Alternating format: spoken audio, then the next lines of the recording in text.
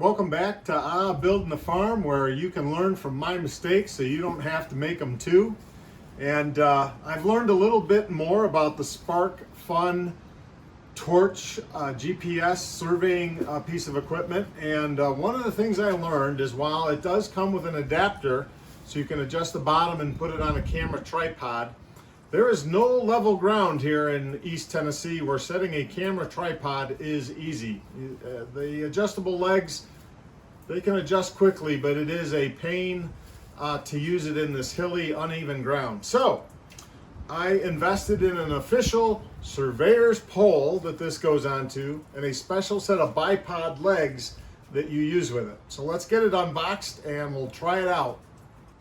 To get this going faster, I already opened the box, so let's get the torch out of the way.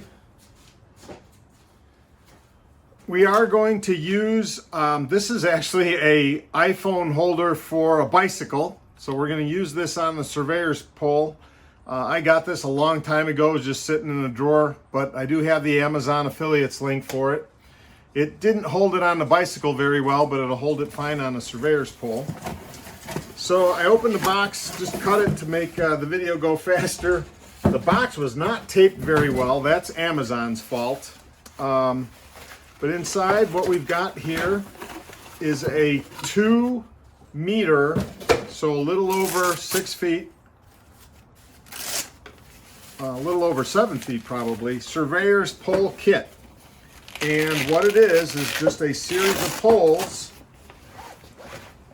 that you can screw together, and you don't have to use all of the pieces if you don't want to, but it'll just screw together and give us a nice long tall pole to get the torch up in the air. And the key thing it comes with is this bubble level, so that as we're using it we can make sure that it's vertical by looking at the bubble level.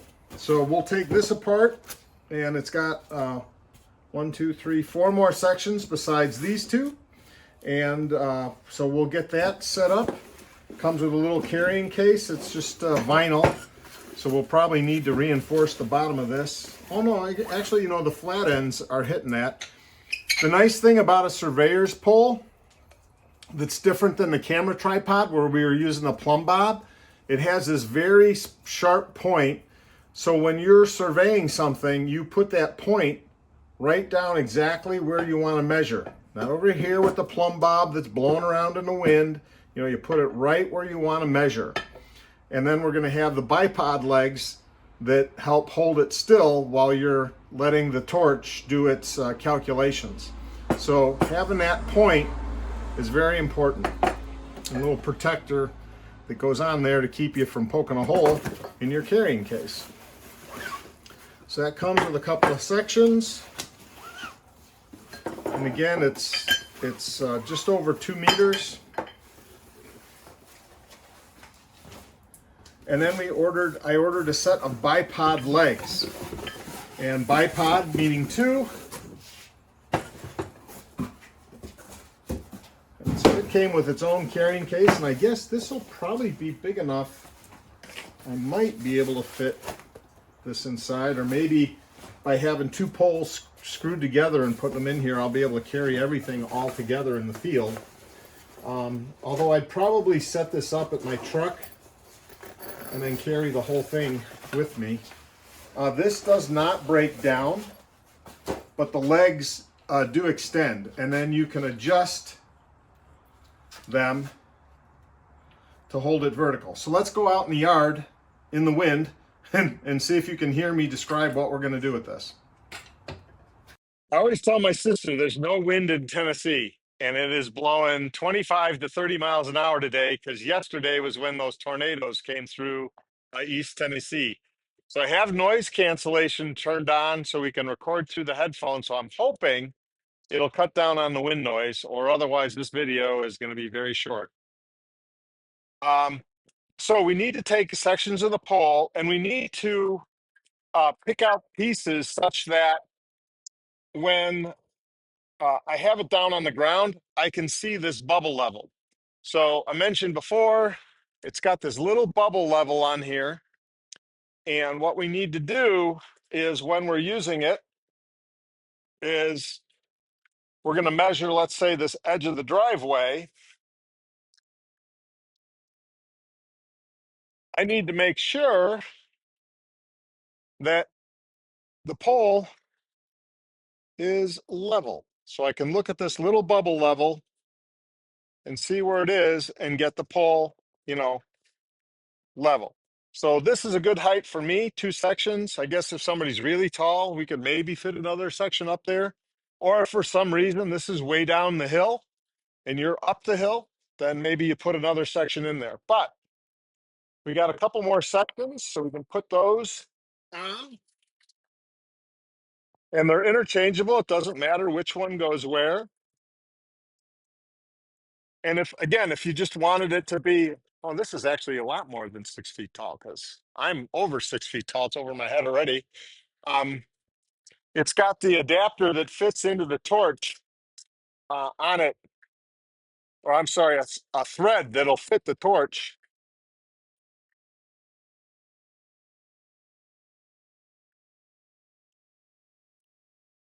And it does have on the very end one a little protective cap, but I think that's all, they're all the same. I'm pretty sure. So we could reduce the number of pieces that we're using if we want. So now it doesn't need an adapter to fit on the torch. And one thing I saw online is never spin your $1,400 or $1,500 GPS unit. Spin the pole instead, because if you drop the pole, this was $99. Drop this and break it, it's $1,500. And while this is rated to be dropped from 6 to 8 feet up, I don't want to test it. So I'm just going to be careful with it. So how tall is this thing really? Well, my foot's at the bottom. I can reach 8 feet. So that's actually higher than 9 feet. That's got to be, oh, wow. That's got to be about a 10.5 foot pole. So we're definitely going to get some good GPS readings way up there. I'm going to get the tape measure out and remeasure this. Okay, with my trusty surveyor's tape right at the very end, up to the top of the pole is exactly 3 meters, which for those of us in America, that is 9 feet, 10.5 inches. And to the very top of the torch is 10 feet, 4 inches. I think the antenna's here. I'll have to double check that. When you're doing surveying in the survey software, you set the exact height of this. So we'll have to make note that the top of the pole is 9 feet, 10.5 inches, and the very top of the torch is 10 feet, 4.25 inches. So that's important for us to know, and we'll set that in the software when we're doing surveying. So I did this a little out of order. I really should have put on the bipod legs before I put my $1,500 GPS unit up there, I suppose. But this next part is what will actually hold the unit steady. This is a bipod, 2 legs. It's got some tension screws so that you can adjust how stiff these legs bend in and out. They seem pretty stable. So let's just assume that we're going to survey this point right here. We'll get our legs attached. I'm going to put it up above the bubble because I want it more steady, and we'll extend the legs out. So you attach it onto the pole. Loosen our legs, and the nice part about this when you're using it on varying hills is that once you set these legs out, you'll be able to bring them in a little bit if you need it to be a little bit this way versus a little bit that way. So we want to have them out probably pretty far and secured because it's windy.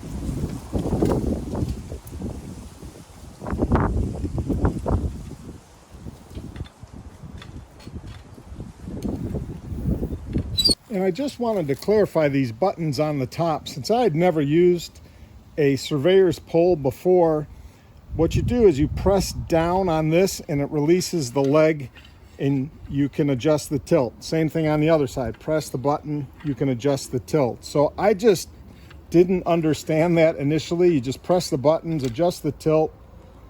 It's very simple.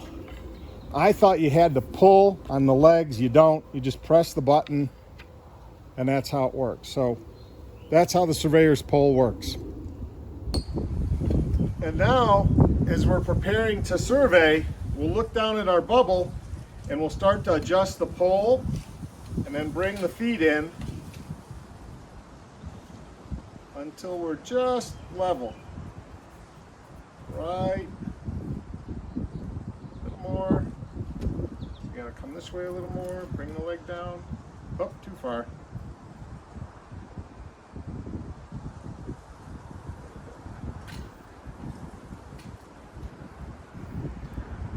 And again, you want to be pretty precise here because a little bit of movement, left or right, moves our GPS a couple of inches. So, you know, we're trying to have a very accurate reading here. There we go, our bubble's right in the middle. Now, we're using software on an iPhone, so I have my little bicycle iPhone holder. Now I'm using an iPhone holder because I do everything on my iPhone. I have a very old iPad. A lot of people prefer Android tablets for their GPS software. One, because there seems to be a lot more surveying software out there on Android. Plus a low-cost Android tablet gives you a bigger screen. A lot of the surveyors still use an iPhone for their Wi-Fi and getting connected to the cellular network. But on their surveyor's pole, they actually use an Android tablet. I'm not ready to invest in an Android tablet yet. So we'll put the iPhone on here, and then we'll see how much more accurate we can get our readings. I just wanted to show you on the feet, there are rubber tips on here. So depending on how you're using your survey pole, again, they're adjustable for different lengths. The survey pole has a sharp tip so you can get exactly where you want. And you have either the option of use the rubber foot or use the sharp point, depending on where you're surveying. I'd say, since I'm going to be in the woods a lot, I'm not going to risk losing my rubber tips. But the bipod feet do have rubber tips or steel tips. Due to all the wind noise, I'm going to do this as a voiceover, and I'll just cut out the sound. So a couple of things I'm learning about the SparkFun RTK Torch, and one is it is a very complicated device. You need to learn a lot of vocabulary. You need to learn how to use it.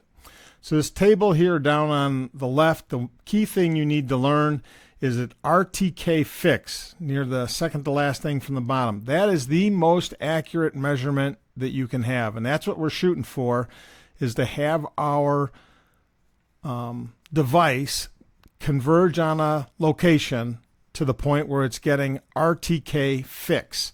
And right now our software SW Maps is showing that we're actually in RTK float. So this software that's off on the right up near the top, it says RTK float, which is kind of inaccurate.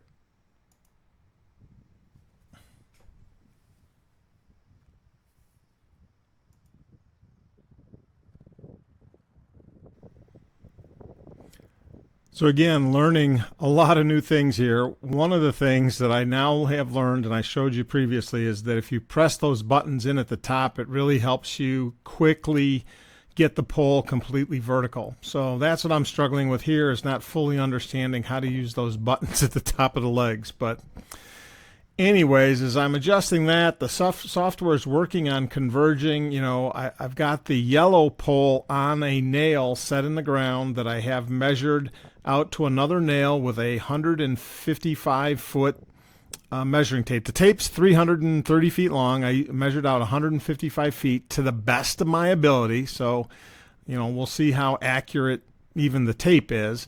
But, you know, the bottom line here is that we've got to get the GNSS device to get to RTK Fix.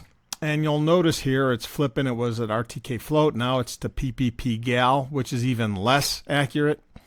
And I'll tell you, I really struggled with this. This early part here was filmed way back in February or March. And I am only finishing this video in August to give you some idea how frustrated I was. I actually just put it away for a while to walk away from it.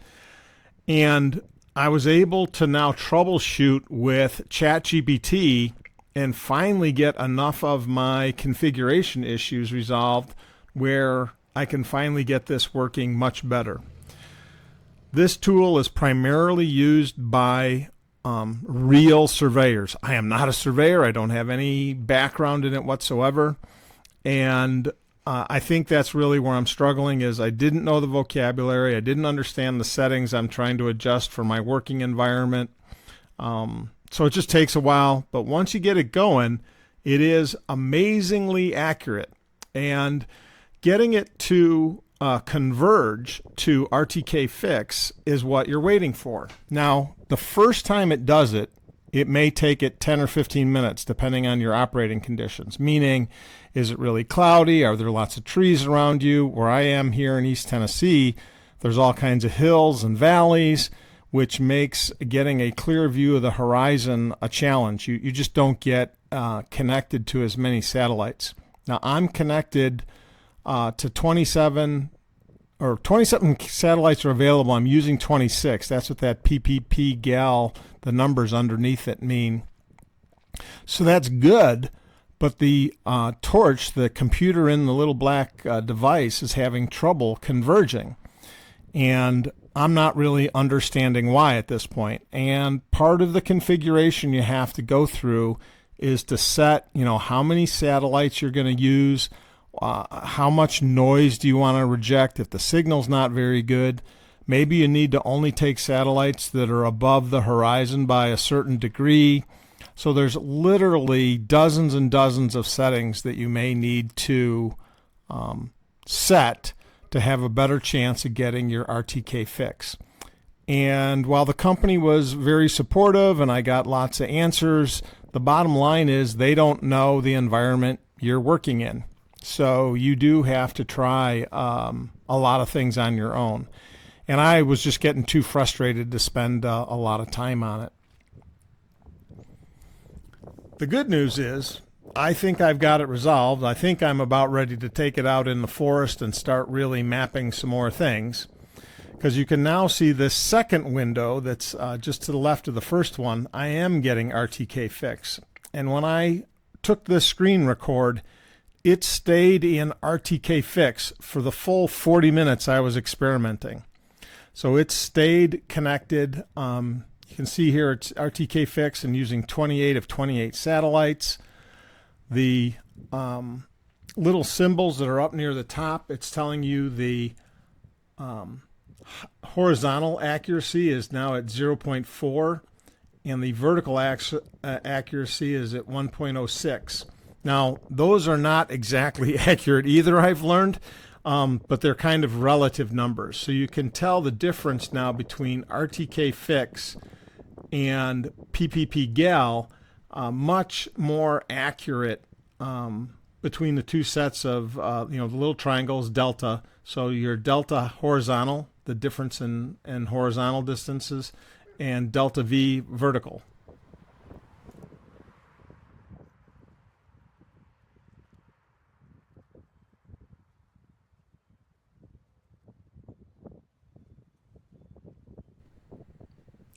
So once you do achieve RTK Fix, you can start what's called averaging a point. And that's what I'm doing here is I'm adding a point. I've got it averaging. I'm going to take about 120 readings. The software automatically averages it. It's maybe a little bit hard to tell, but the dot is moving slightly on the screen, and that is that little bit of corrections as it's moving around, trying to determine exactly where it is. So by averaging it, and if you take a couple of readings, you expect to get the most accurate reading that you can. Because you'll notice the dot on the right hand side, that was moving around. So that's the problem, that when you're not in RTK Fix, your point on the map is going to move around quite a bit more. And PPP Gal is going to be typically worse. Now, while it's saying its horizontal accuracy is H 1.29 inches, horizontal delta of 1.29 inches, it's more than that. So again, those numbers are just kind of to give you an idea of a level of accuracy, but we really want to get RTK Fix so that we can get down to just a few centimeters of measurement error.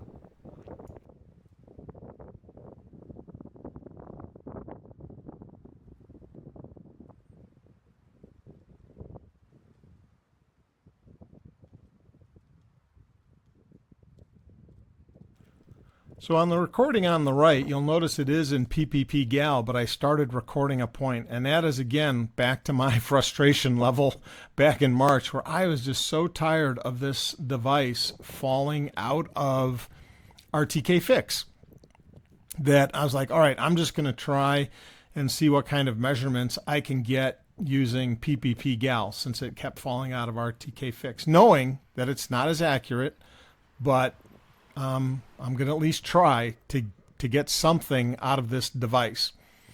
And you know, the problem is you're averaging along here. It went into RTK Float, so then the average stopped.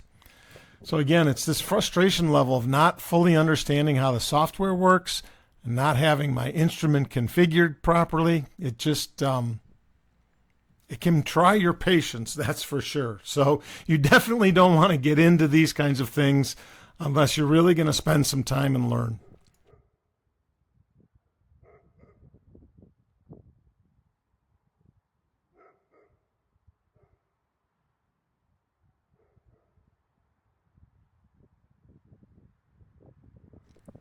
Now on the left-hand map, you can see that there's two dots, and the actual RTK Fix dot doesn't seem to line up with either one of those.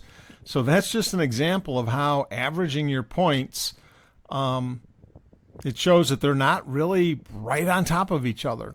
And by taking these points and measuring them in Google Earth or other software, it's up to you. You can export these files into a lot of different things.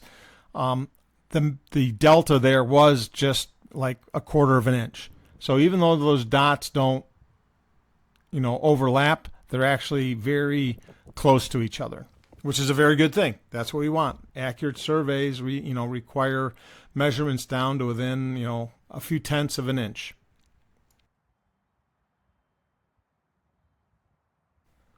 So now I'm going to start stakeout mode, and I am walking away from my two measured points, and I'm using RTK Fix, and I'm heading out to that other spike that I put in the ground that, to my measurements, is 155 feet.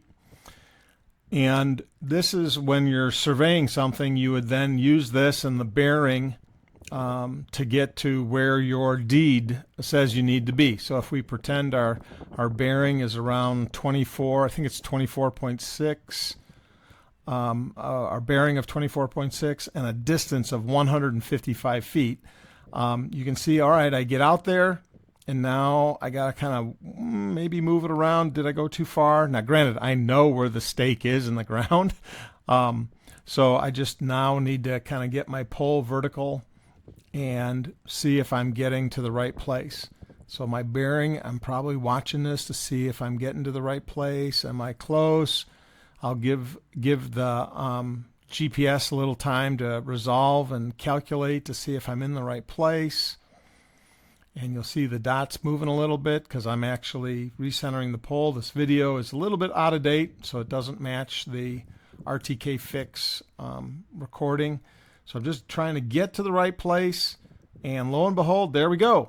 So I'm at 24.6 and just a few hundredths off, which when you're measuring across the ground and you're holding a tape and you're trying to measure things, to be honest with you, I'm not even sure where I put the two nails could be exactly 155 feet because the tape could stretch a little bit. So I think I have now achieved in my test bed right in front of the house accurate enough measurements that I'm ready to go out in the field and really start to measure. But without ChatGPT and really kind of walking through a lot of settings and going outside and retrying them and then coming back in and going to ChatGPT and trying some more settings, I don't think I would have been able to solve this on my own, or even just with just technical support from SparkFun. I think it was really going to take explaining my operating conditions, deep hills and valleys, lots of trees all around me, almost 360 degrees. Obviously here in my test suite, I'm on a road, but it goes uphill to the left off the screen. There's houses to the right, there's trees everywhere, and it really ends up blocking a lot of signal. But I think I finally have it fixed, RTK fixed. So I think it's truly doing what I need it to do now.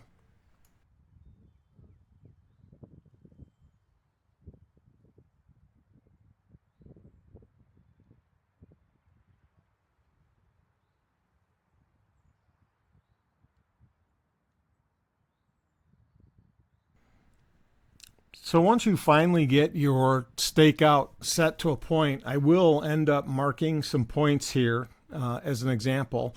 On the right hand side, you can see that I'm doing that already. And even though it was in RTK Float and PPP Gal for setting the points, I got pretty accurate. 0.89 is, within about an inch or two of what I believe the accurate measurement is. Yeah, obviously the software on the left-hand side is showing 155, which again, I think that's even more accurate. So again, this is just kind of showing the difference in accuracy of the points that were being measured. So on the left-hand piece of software, I did, my stakeout. I got my pole vertical. So now I'm going to do an averaging point, and that would be where I would expect my next survey flag to be placed. For example, assuming that I was marking out 155.00 feet. That's how this software would work.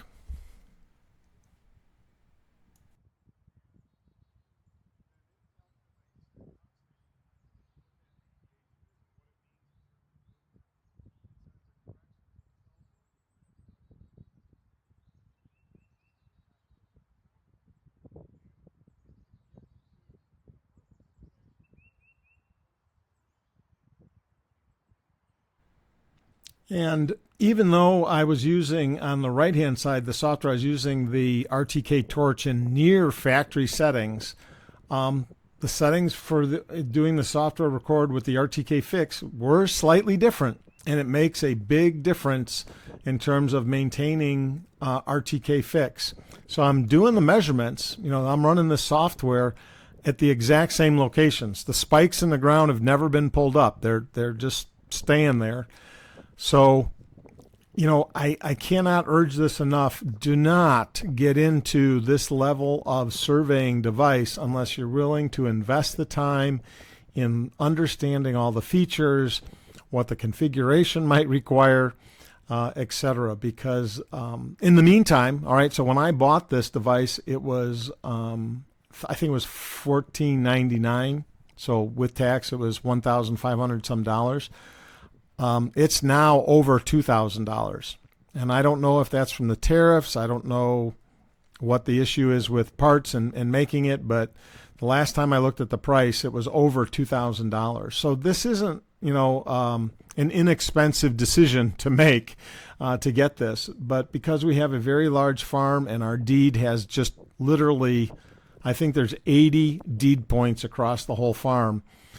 It was just going to be beneficial for me to do this because I got quotes on just laying out fence lines and having a survey done. It was like $14,000 just for part of the farm. So from my perspective, while it may have cost close to $2,000, it saved me $12,000. So if I can get it working, and I do believe I have it working.